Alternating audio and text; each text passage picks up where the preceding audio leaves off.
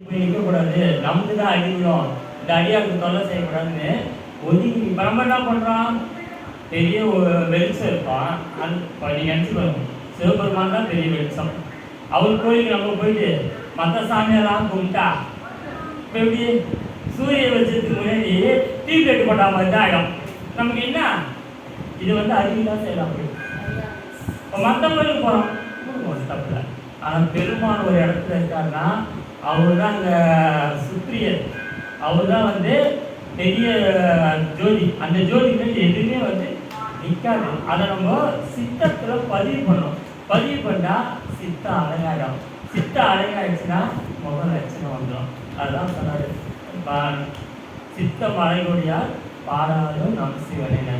ஒரு வரியில் எவ்வளோ வார்த்தைகளை வச்சு பாடினார். அதான் சொன்னார். அதான் இன்னொரு பாட்டில் சொல்லுவார்,